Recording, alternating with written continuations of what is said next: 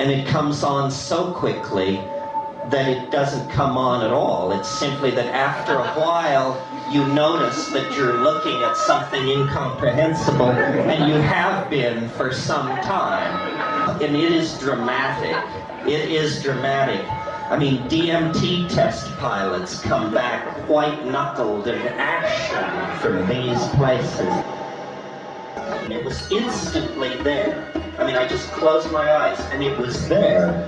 An indescribably bizarre, non-DMT-like, evolving geometric modality in deep blues and violets that was touched with the strangeness of those realms.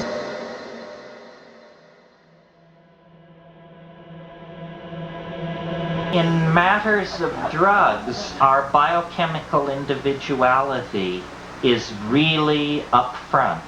What is a slight dose for person A is an absolutely destroying dose for person B. And we need to work with this because the psychedelics are safe if done correctly, and they're safe at doses so terrifying that you would never want to do more. The danger with psychedelics is not death. The danger is madness, obviously. These things can't kill you. I mean, it would be a terrible way to commit suicide because it wouldn't work. But what they do is they hurl you against the wall of your assumptions and then jump on you and rub your nose in it and stomp on you and make you want to die and make you beg for death. Not always, but they can do that. And so it's very important when you get in there that you can at least have the pharmacological facts under your belt so you can explain to yourself what's going on. Hopefully, part of the advancement of society toward ideas of universal human rights and that sort of thing, it certainly must include the idea of the universal human right to take responsibility for and to alter your own state of consciousness as you see fit. So in a way, the best practice for the approaching singularity is the repeated dissolving and reconstituting of one's personality through the use of psychedelic substances. This is one of the most interesting new psychedelics in the world. This is Salvia Divinorum, and it is definitely one of the plants which will shape the next few decades of the new millennium.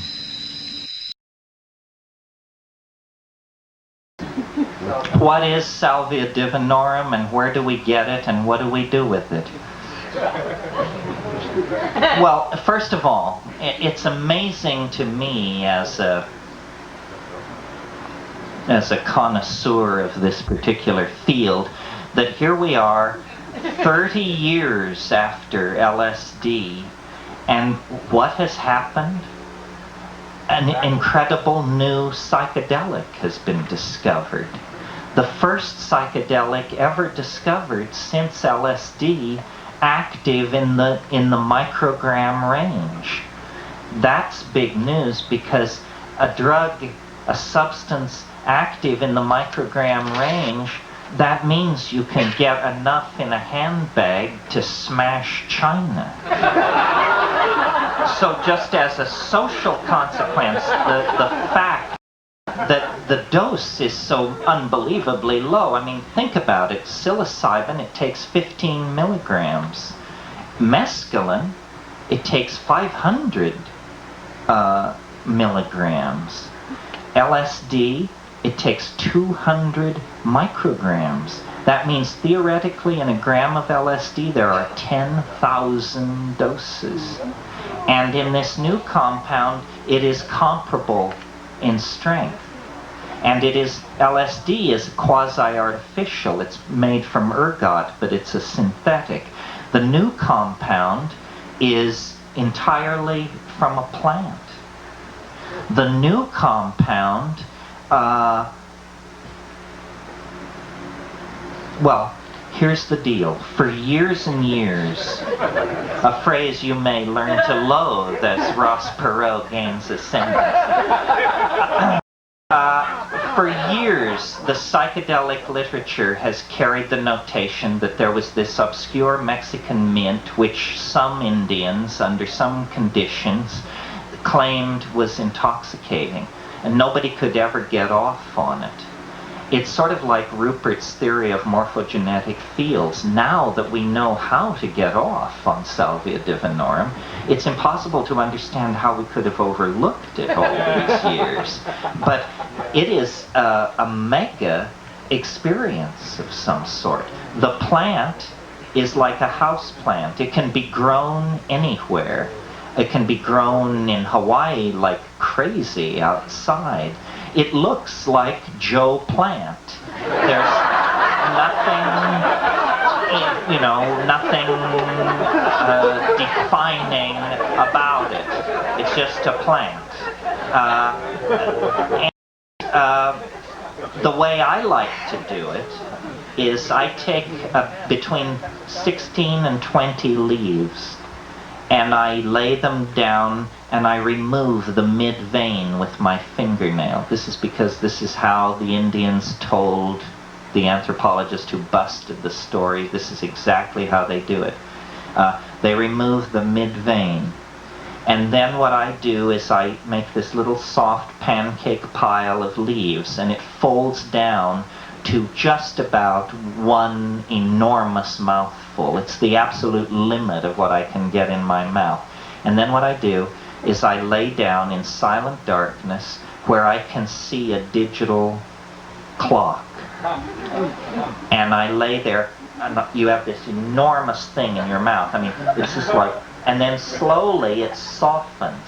And every time you bring your jaw down on it, you expel this hideous liquid into your mouth that just coats the inside of your mouth and all the mucous membrane and everything.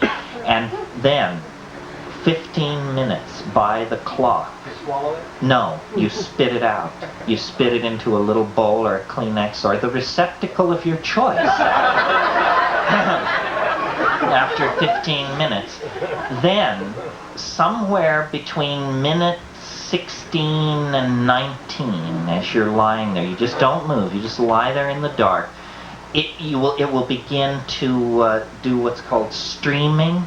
You know what that is? It's these after-image colored purple and chartreuse overstuffed things floating by in your visual field. That's called streaming. Then within a minute or two, it will become dramatically peculiar, visually peculiar. Someone said, and this was my impression, actually, well, no, I shouldn't say their name because they may not want to go down with me into druggy fame, but anyway, a famous person said, "It's really stretchy." And I said, yes, remember that painting by Salvador Dali called Soft Beans Construction, Ode to the Revolution #4? Study that puppy sometime. That's what's happening. Everything is stretching and falling away and sort of interdimensional. I've done it a number of times, and once I got it to work, it's worked every time since. And I think it's a very interesting hallucinogen. The last time I did it, it was amazing because in a darkened room with moonlight streaming through a big skylight, there was no hallucinogenic activity whatsoever. I mean, that's where you would expect it. You know, you have all the edges, the moonlights, the perfect situation for hallucination. Nothing. Crystal clear. But when you close your eyes, instantly, there are complex three-dimensional hallucinations moving and rotating. So quickly does it form that you have the impression it's like turning on a light in a darkened room. And unlike DMT or psilocybin, where usually when you get these weird hallucinations, you can just sit and look at it and think about it. Say, I am seeing a strange hallucination. It is very weird shit. It is partially strawberry jelly, partially welding, partially what I found in my mother's drawer when it's some, that kind of. But this, what I noticed on the salvia was that it sort of, it crept around behind me, and the observing mind began to speak gibberish. And then I didn't know where I was in the circuit because the observer was being messed with. I think that the key to using this substance and to not getting it scheduled, I mean, dig what the situation is right now. This is legal to talk about, legal to take, legal to give to people. I could smoke it right now. I could choose one of you and bring you up here. We could hold a weekend where we claim this did you some good, and we could do it. We could manufacture it. We could transport it. We could put ads in newspapers selling it. It is legal, legal. Remember, legal? Okay, that's what it is. It's legal. Well, is it a good trip? Well, that's a good question. A very well-known researcher took it, who has a big academic position and so forth, and he told me, it was a complete psychotic break. He said, I had no idea who I was or what I was doing. I gave it to an acquaintance of mine who is a more, how shall we put it, earthy person, and he said to me, if you want this stuff to be a success, you should throw all the eggheads off the bandwagon because they're giving it a bad name. It's simply a great load. So I don't know whether it's a great load or a complete psychotic. It depends on how many degrees you've collected, where it puts you. Well, let me talk a little bit more about the plant, because the plant is on Maui. I mean, somebody sitting no more than 8 feet away from you is keeping their mouth very shut at this point. It's here. People know about it. I think we should do the plant and not attempt to extract or commercialize the substance, because here's the thing. The substance is active at the 200 microgram level, just like LSD was. But unlike LSD, you smoke this stuff. That means there's no way back.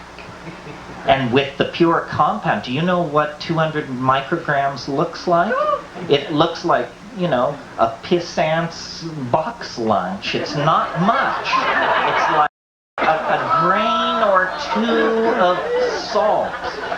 Well, you can tell people are going to do too much. They're going to do too much because it's easy to do 10 times too much, 20 times. And we have no human data on the pure compound. Now, human data on the plant, we have these Indians. But everything at this point about this plant is mysterious. Everything. For example, naturally, you have this plant, it's in shamanic usage, so you go to the people. Say, what is the name of this plant? They say to the Mazatecs who use it. They say, we call it Ojos de la Pastora, eyes of the shepherdess. Now, there's a number of things about this that are interesting. First of all, eyes of the shepherdess. There are no shepherdesses in Western mythology or iconography. In the entire Bible, there's no shepherdess. We get some shepherds in the Christmas story, gender unspecified, but I've never seen them portrayed as shepherdesses. There is no shepherdess in Western history, religion, iconography, it's a nothing burger, it's a dead end, it's a dry hole. Why is it called Eyes of the Shepherdess? Next question. These people are Mixtec. You call it Eyes of the Shepherdess? if you do, it's practically the only Spanish you speak. What do you call it in Mixtec, for crying out loud? Say, we don't have a name for this plant in our language. Well, now, this is fascinating. That's impossible if they've been using it for some time. No culture on earth has something which it's been using for a long time for which it has no name. That's preposterous. And so you say to them, how come you have no words in Mixtec for this plant? And they say, because it's new. And then the taxonomists get into the act and they say, that's impossible. This plant is not known from anywhere else on this planet. It's only been collected in the Sierra Mazateca of southern Mexico among these people who have no name for it in their own language and who claim it's new. Well, I don't want to push the conclusion, but on Maui I probably would be led to it by half of you. It appears that this plant has no history. It came literally out of nowhere. And now, here's something interesting about it. We have in this country a very complex drug law called, I can't remember, it's called the Cogener Enantiomer Structural Near Relative Law. And what it says is that the district attorney or his appointed stooge can declare a substance illegal without any scientific evidence or any medical evidence, provided that that substance is an enantiomer, stereoisomer, cogener, or structural near relative of an already scheduled compound. This isn't. This isn't. This isn't. So in order to make this stuff illegal, for the first time since the 1960s, the government is going to, in the clear light of day, and hopefully in the clear light of reason, is going to have to present scientific and medical evidence as to why this should not be illegal. And I don't think they'll be able to do it. I think there may be a case against the pure compound, although I can imagine a dosage system that would work. You could put it up on paper just like acid, but not eat the paper, smoke it, but dose it at regular doses. But I think we should all grow this plant and make no big deal about it. It's in a very interesting place in the spectrum. It's a lot stronger than any cannabis in any form other than eaten. And it's truly psychedelic on the psilocybin LSD scale, but it's brief. It only lasts about 45 minutes. It's very manageable.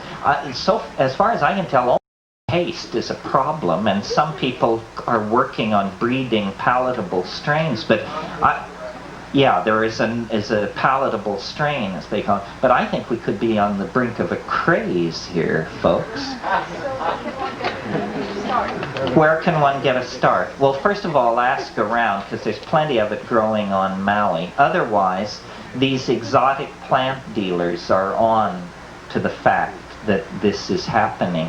And very easy to grow, very easy to use, totally legal, safe. Psychotherapists who are worried about other substances where they may have a legal problem can use this safely. And I think that we have been screaming, we, the psychedelic community, for 20 years for a fair hearing over the top of them and establish a shamanic plant with a history of shamanic and sacramental use. And if we can do that and demonstrate that it can be used without society exploding at its foundations, the one argument they have against the legalization of hallucinogens will crumble, and we can redeem the entire enterprise. So this is a very real and practical piece of news, which I hadn't intended to end on, but the question prompted it. Return to the plants. is the message. I don't like gurus. I think they should be hunted with dogs. I am not one. My God help you if your life is so desolate and empty that you follow me. I mean, I'm either looking for the John or trying to buy the New York Times or something, but don't do that. It's bad mental hygiene to follow. It lacks panache. Does that plant have a suggested common name? Salvia Divinorum? No, although I'm urging that we call the compound, which is salvinorin alpha, we call it Sale, or just Sally for short. Does it introduce you to machine elves? The people who we've sent some DMT pilots who were pretty white-knuckled when they came back. I think that if you thought by smoking DMT you could then say, all right, thank God I lived through that. Now I've done the strongest drug. Now I don't have to do that again. No reprieve, no escape. Here it is on your plate. I don't know. It's different. It's different, and that's amazing. That after so many years, and that it could come from a plant, and a plant with a history of shamanic usage. There are lists of these suspect hallucinogens, and people like myself and my brother and inspired botanists collect them. I have a bunch in my garden, suspect hallucinogens. No clue as to what part of the plant you take, how you take it. Is it an enema? Is it snorted? Is it smoked? Does it take 10 pounds boiled down, or the edge of one leaf? You haven't a clue. But I'm sure this Salvia episode convinces me there are great mysteries to be uncovered, great allies in the enterprise of human becoming still to be discovered. And, one plant leads to another. That's what I was told. Thank you very much.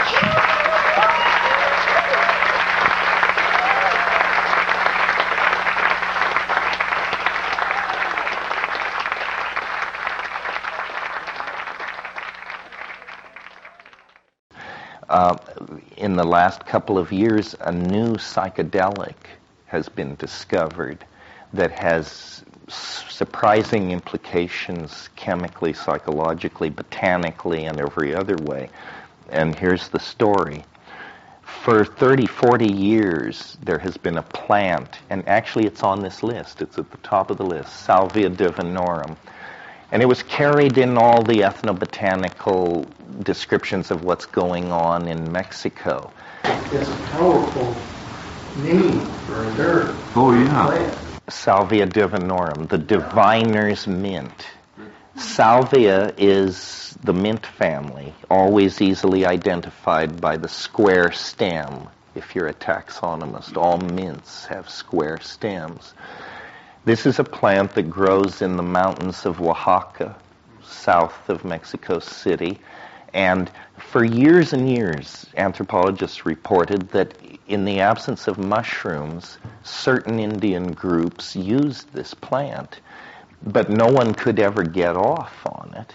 And when you do this little field test called the Dragendorf reagent test for alkaloids, it always came up alkaloid negative. Well, all psychoactive drugs of this category that we're talking about are alkaloids.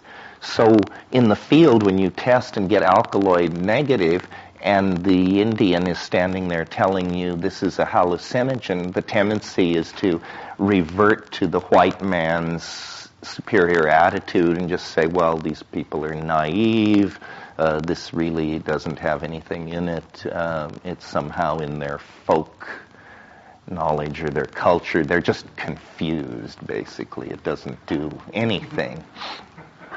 Well, then about 6 or 7 years ago, a friend of many of us here, Brett Blosser, who was working in this area, he finally got these Indians to cut loose with this stuff and show him how to do it.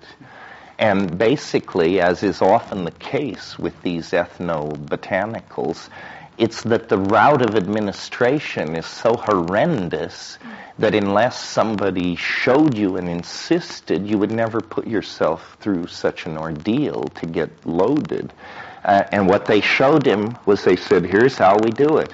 We take 13 pairs of leaves, and these leaves can be the size of my hand, so imagine 26 of them, roll it up into a cigar that's about like that, and about like that, and then they said, and then we eat it like rabbits, and meaning small bites, chew, chew, chew, hold in the mouth, chew, chew, chew.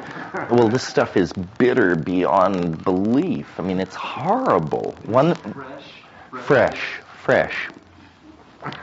But he came back saying that he had done this, and he was a DMT test pilot. He knew his way around the neighborhood, and he came back and said, I sank to my knees. It was incredibly powerful. It was so forth and so on.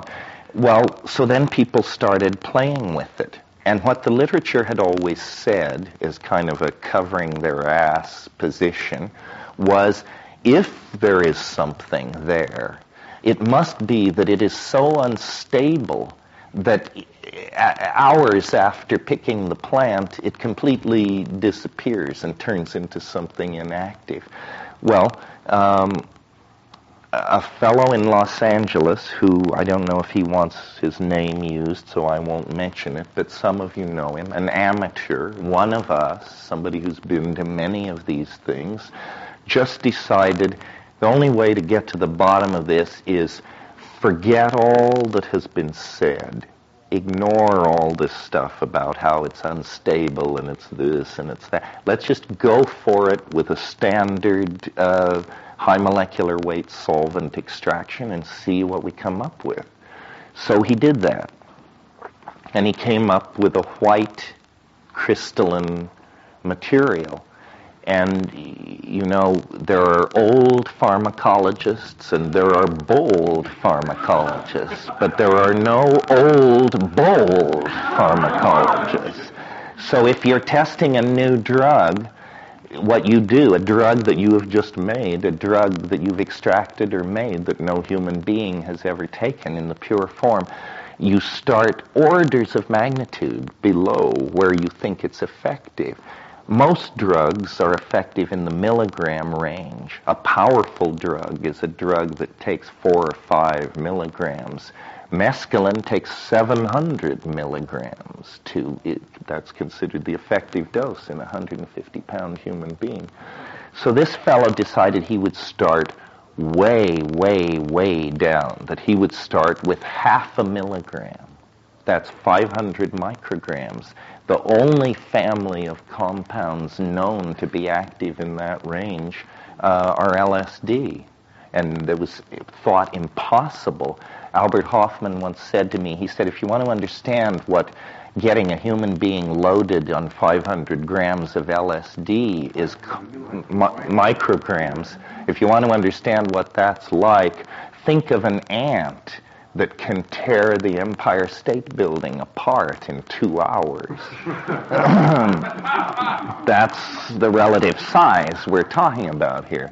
So this fellow took 0.5 milligram of this compound and vaporized it in a pipe and sank to the ground in a complete state of psychedelic discombobulation, and was astonished, as you can imagine.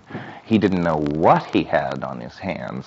So then he went into the literature and he discovered that some years before, chemists had isolated a compound out of this plant called alpha salvinorin.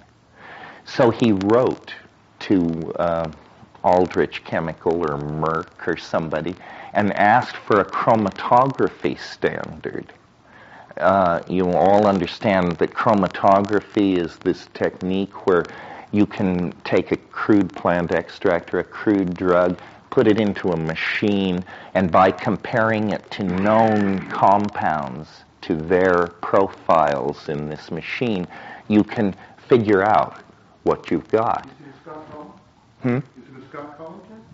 It can be. Where you make a gas and then grab Yeah, it and GCMS. Yeah, gas, GCMS, gas chromatographic mass spectroscopy. So he got the chromatography standard for alpha salvinorin, and they sent him only 3 milligrams of it because these machines are incredibly sensitive. You don't need a lot. So he took the 3 milligrams, and he took 0.5 milligram of that, and he smoked it. And exactly the same thing happened again. So then he knew that the compound was alpha salvinorin. It's a sesquiterpene, which may not mean much to anybody here, but what it means is it's in a chemical family never previously known to contain any psychoactive drugs whatsoever. So here, 35, 40 years after LSD, coming from a plant is a psychoactive drug active in the microgram range. And most people who've taken it believe 1 milligram is an enormous overdose. I have taken the plant several times and find it to be completely fascinating. The way I do it, the reason I haven't done the pure compound is because a friend of mine who's an MD and a clinical psychologist and who does drug research, but who probably doesn't want his name mentioned here, he's as hard-boiled a character as there is, and he took it and it completely knocked him off his pins. For a couple of weeks, there was great concern. He could talk of nothing else. And during the experience, one of the somewhat disturbing aspects of this compound is you, unlike the psychedelics we're talking about here, you undergo a complete break with reality, but you don't stay still. You move around, you curse, you open and slam drawers, you rush around in a strange and manic fashion, which you don't remember at all afterwards. So we've created a protocol for doing it, which is the rope 'em to a tree protocol, which is very effective. And basically tie people down, restrain them, and then see what happens. The descriptions of the pure compound by DMT test pilots are that it is at least as challenging and weirder in some ways and in a completely different direction. And the more sophisticated people have come back talking about some kind of geometric, some kind of extreme spatial distortion. People talk about how the world unzips, or the world rolls up, or the world folds up. And people in this manic state sometimes appear to be trying to crawl into something.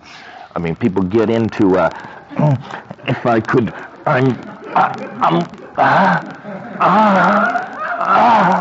this kind of thing. Well, fun is not what we're here for. This is philosophy with the gloves off.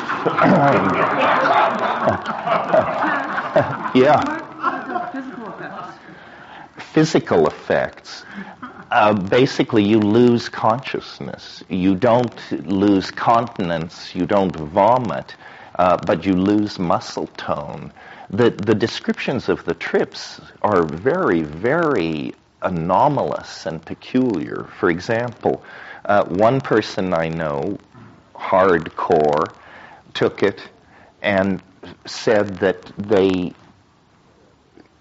it was some kind of, again, this spatial distortion, some kind of cubist thing where they could simultaneously see the inside and the outside of their body, and not in X-ray vision, but somehow he said that his body was sliced. He was in many pieces, and in the edges he could see into the meat. And it was very confusing and visceral and so forth. Well, that was this person's first experience. Their second experience, they were very concerned. They wanted to have this experience again. And I saw this trip. They smoked it, and they were sitting there, and he flung his arm out, and I could tell by the look on his face that he was experiencing this inside-outside vision. And then his description was, while he's trying to sort this out and stay calm and look at this and analyze what is happening, there's a tap on the shoulder, completely out of nowhere. Turns, and there's a child standing there in a little uniform of some sort, like with a Cub Scout, a beanie, some kind of uniform. And this child says, "Father," to this childless, unmarried, 35-year-old guy. Says, "Father," and his jaw hangs. And the child walked in front of him and then began walking away, and he stood up to follow. And at that moment, and this will seem unlikely to you, but the world is full of strangeness, at that moment, in that place, a large group of wild turkeys who happened to be having a weekend nearby decided to take flight. And so there was this, suddenly the air was filled with this sound of wings. And as he looked at this kid, out of the back of the kid's shoulders, wings just metamorphosed. And the child rose into the air. And as he's standing there looking at this, he feels an enormous weight growing on his shoulders, and it pushes him down into the ground, and his face is in the dirt, and he can feel these wings sprouting out on him, and then he loses consciousness. That's a very anomalous. It sounds like a dream. It does sound like a dream. Another person had a very interesting trip. Again, the pure compound. He said, the first thing that happened was I found myself on the back porch of my aunt's house when I was a child. And as I tried to coordinate this environment, I found myself on the balcony of an apartment I had when I was at UCLA. And as I tried to come to terms with that, I found myself on the porch of a hotel I stayed at in southern Thailand 2 years ago. And so the conclusion was that this was some kind of a memory thing, and that he had hit the porch file. And there were just a bunch of porches backed up here. Porch A, Porch B, Porch C. Or it does sound like time travel to some degree. Yes, he was on the porch course, going through all adumbrations of porchness. It was a porch-specific experience. And how does the body metabolize? How well is it efficient metabolism? It metabolizes it fairly quickly. First of all, it's such a small amount, and it goes away. My experience, now speaking from my own experience, is only with the plant, which I find quite challenging enough. And I really urge you to explore this. Number one, it's legal. Number two, you can grow it in your apartment. It's a pretty plant. You don't have to kill it to use it. In other words, it isn't the roots, it's the leaves, and it's very willing to produce these leaves. I've done it a number of times. At first, it was elusive, and my attitude is always, if it's legal, it ain't going to work. But, and that just being a cynic and knowing how life works.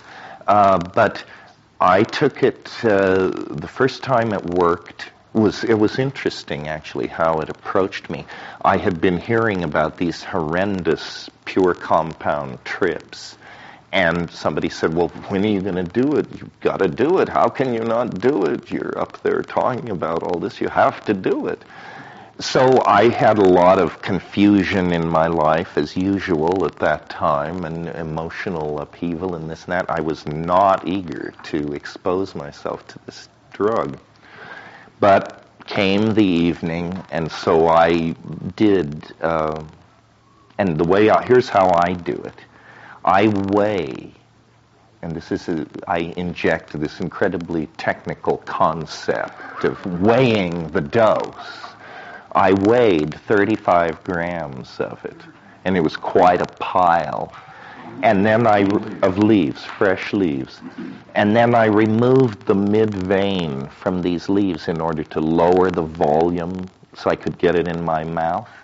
And then I rolled it up into this wad, which I could just barely get into my cheek, like, shoving it in.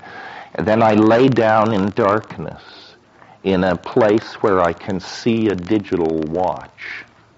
And I wait 15 minutes. And then I spit it out into a bowl right there without getting up, without moving much. I just roll over and spit it out. And about 2 to 5 minutes after that, you begin to get what's called streaming.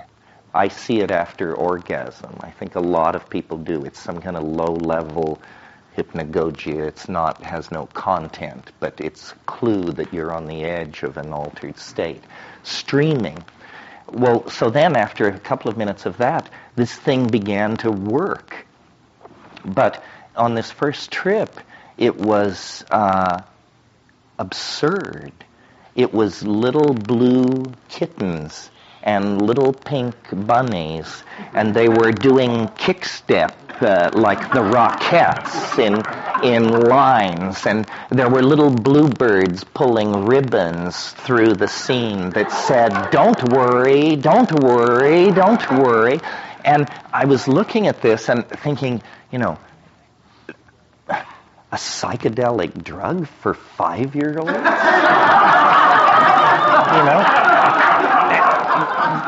Which, as I was experiencing it, you could have given it to any 5-year-old and they would have been absolutely delighted. I mean, it was Sesame Street Saturday morning psychedelica for sure. Well, so after about 20 minutes or 10 minutes of this, I said, look, so I'm chicken shit, but not this chicken shit. Is this it? And basically that was it for that trip. And so the next time I took it was under somewhat more dramatic conditions. I was alone in a tent, in a rainforest, in a jungle, and I zipped up my tent so it was totally dark. And there were 2 very interesting things about this trip. The first thing was, incontrovertibly, I could see in total darkness.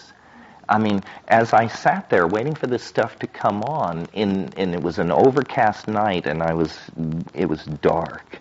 But slowly, in this strange silvery blue light, I could see all the ribbing of the tent and all the scenes and everything.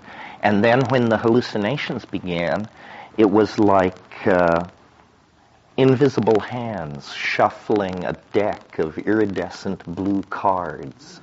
And there was just watching this. And, ayahuasca is associated with deep blue hallucinations, cerulean hallucinations. This was better. This was an amazing journey into blueness of some sort. Then the next time I did it, yeah, I do it the same way every time. I weigh it, yeah. Pardon me? I have smoked the leaves with no effect. Some people get off quite stiffly. That I found fairly fresh dried leaves. One standard tobacco pipe full, which I guess was about a half a gram of leaves. Not very, like 2 or 3 large leaves, and very intense. About a 10-minute visual. Did it work the first time? Not as much as the second time. Yeah, there seems to be some learning curve, or you keep after it if it's not working. It surprised me how small of a dose seemed to be effective compared to what I had heard.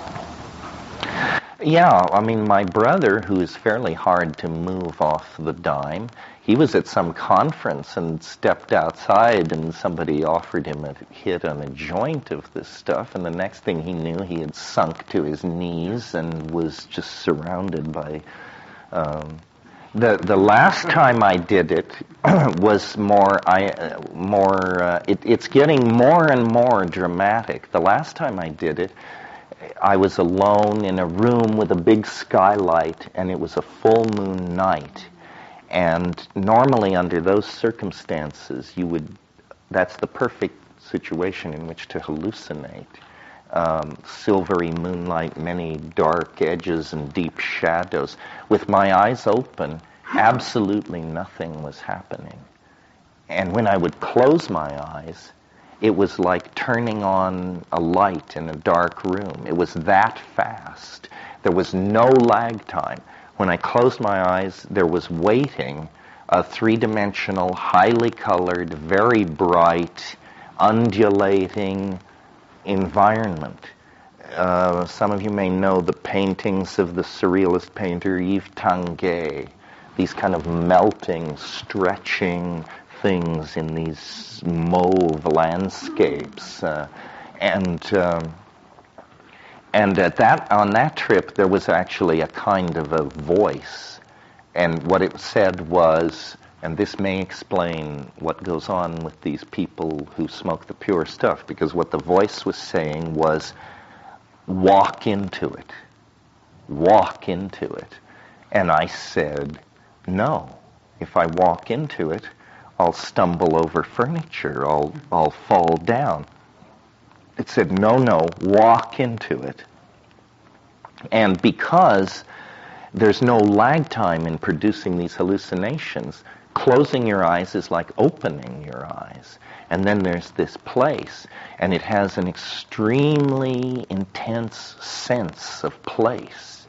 It's hard to tell yourself, this is a drug.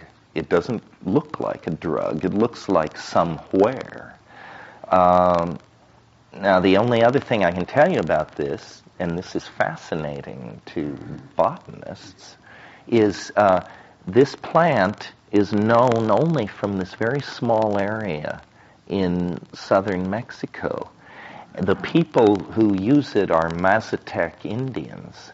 They call it Hojas de la Pastora, the leaves of the shepherdess.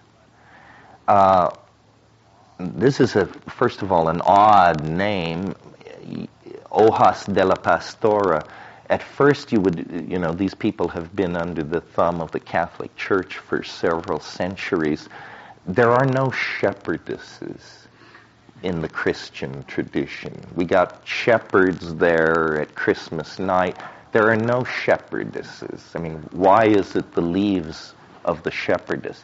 More startling, these people are Mazatec Indians. They don't speak Spanish except as a remote second language of a conquering people. So when you say to them, what do you call it in Mazatec? They say, we have no name for this in Mazatec. Well, that's a clue. Any anthropologist, any ethnographer would tell you that means that they cannot have had this plant for very long, and it cannot be very deeply grounded in their culture. It would be like us referring to wine as Beaujolais or something. I mean, it just does not happen. So, and this plant is known from nowhere else on Earth. So here we have this endemic plant known by an Indian tribe, but a tribe that has no name for it in their own language. The suggestion is that it could have been brought from somewhere else, but where? And could have been recently discovered, but how? And why would it be named in Spanish anyway? Yeah. What if Ojos is really Ojos? Ojos are eyes. Then it's eyes of the shepherdess. Does that make more sense? If there's something lost between the tribe's dialect and Spanish, just one letter can change the meaning that much. Well, it is called the divining mint. Divination means seeing into the future. So it could be the eyes of the shepherdess. But again, who is the shepherdess? Well, being as the shepherdess, and that's not endemic in Western European, it could be a slant. It could just be a cover. It could be a thing so heavily pressed by the Spaniards, they just sort of blanked it out, and it's like double speak. Yeah, I mean, it's a complex ethnographic problem. We know that the Spanish suppressed the mushrooms because we have their chronicles. We don't have any Spanish mention of this plant. And, you know, there are Zapotecs, Mixtecs, other tribal people in the same area. They don't know from it. You know, it's a very indemnified local hallucinogen. Well, I don't want to spend too much time on that, except that, you know, in practical terms, this is a plant you can obtain, you can grow, you can advocate, you can do therapy with it, you can do anything you want with it because it is legal. And but the pharmacological profile is unknown, the pharmacodynamics are unknown, and what will come out of this is not clear. This plant is closely related to coleuses, and coleuses have for a long time had a reputation that there was something funny going on there. Well, now there is this new analytical technique called, I can't remember the acronym, but it involves using liquid CO2 as the solvent, rather than, say, petroleum ether or alcohol or chloroform or something like that. If you use liquid CO2 as a solvent, you get out microgram quantities of things which would otherwise be destroyed by the heat of ordinary chemical extraction. So they've gone into the salvia and into these coleuses, and there's an entire family of these diterpene psychoactive compounds, all microgram active, and none have their pharmacology yet characterized. So if you are a research pharmacologist or a drug designer, check the literature on this. This is a really interesting area to work, and who knows what treasures will be found along these new chemical pathways. Yeah. This is Salvia Divinorum. Oh yeah, this is a great shot. Full flower. Uh-huh. Oh, wow. Yeah, you rarely see it so dramatically flowering. This one. Yeah. Salvia Divinorum, yeah. And what Purple flowers. what are the effects of these? What part do you use?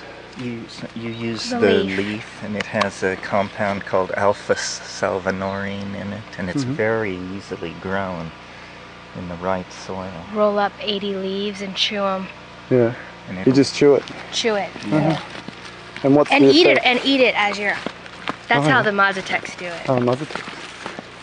And what's the effect of it? Very Hallucinogenic, strange, psychedelic. very hard to describe,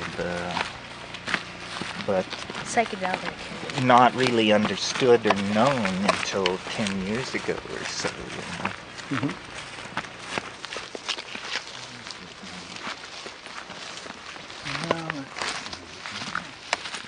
See the salvia all through here. Uh-huh. And what's the legal status of that? It's legal. Completely legal. Amazingly enough. Well, let's see.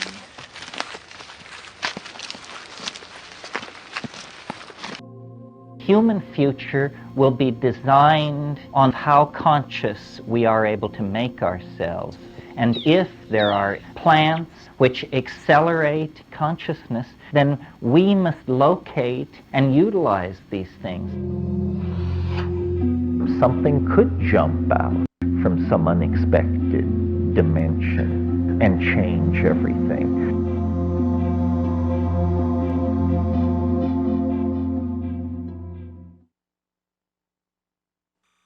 Part of the reason we have a drug problem is because we don't have an intelligent language to talk about substances, plants, psychedelic states of mind, sedative states of mind, states of amphetamine excitation. We can't make sense of the problem and the opportunities offered by substances unless we clean up our language. Drugs is a word that's been used by governments to make it impossible to think creatively about the problem of substances and abuse and availability and so forth and so on. It's a kind of a paradox, isn't it? Drugs mean that which cures us and the greatest social problem of the generation. So there, right there, you see the schizophrenia involved in thinking about drugs. Apparently there are good drugs sanctioned by science and medicine, and bad drugs used by brown people in strange rites and growing in unusual plants in distant parts of the world. This kind of thinking, because it's naive, leads, of course, to social problems and bad politics and bad social policy. From the time I was very young, I was fascinated with the idea of extremely dramatic changes in consciousness from which one recovers after a few hours, induced by plants. And I discovered through the writing of Aldous Huxley and other people that this was a worldwide religious and cultural phenomenon that my own Catholic middle-class upbringing had completely overlooked and denied, and I've been fascinated with it ever since. The fact that these things have been illegal in most countries for 50 years means there is a huge lag in understanding the impact of these things on human beings. How many people have taken MDMA, and yet MDMA has not been thoroughly studied by science? How many people have smoked DMT? Same thing. In a way, by making these drugs illegal, we're setting ourselves up for a potential catastrophe someday when some side effect is overlooked because the drugs were not rationally reviewed with an eye not toward keeping them out of the hands of the public, but with an eye toward public safety and educating the public in safe use of these things. The state should not, in the matter of drugs, any more than in the matter of sex, act as the secret agent for the agenda of the church. And that's what's happening. People want to stimulate themselves. They want to explore their consciousness. They want to sedate themselves. Who are we to stand in their way with a moral ideology and the long, heavy arm of the law to interfere with that? It distorts civilized values. But that's the bottom line. Drug repression distorts civilized values and political discourse. I mean, anyone who has actually been around people using psychedelics know they have tremendous therapeutic potential, tremendous potential potential to launch people into confrontations with aspects of their personality or their history that they are in denial of. The people who hold that these psychedelic substances have no application have very little actual personal experience with them. It's the old story of my mind is made up, don't confuse me with facts. I think it's a great tragedy of 20th century science that the original excitement about exploring consciousness and mental illness generated by the discovery of LSD gave way to establishment paranoia and repression of drug-using populations. The excitement in psychology when LSD was first introduced was like the excitement in the physics community when the atom was smashed, and everybody thought, well, now we'll understand mental illness, schizophrenia, the memory, so forth and so on. And instead, the government lost its nerve because it saw that these substances have a potential for deprogramming people to institutional values. And that was so terrifying that all the promise for mental illness and creativity studies and so forth and so on was sacrificed to institutional paranoia about the fact that drugs might actually cause people to wake up to some of the abuses and scams that were being run by late modernism and capitalism. These are not particularly interesting in terms of drugs, but they're certainly bizarre. When I take psychedelics, I always do it in a shamanic style, usually at night, usually alone, in nature if possible, and then I watch. I pay very close attention. I use my mind as an alchemical vessel for carrying out observations on the union of spirit, my personality, and matter, the physical matter of the substance that I'm ingesting.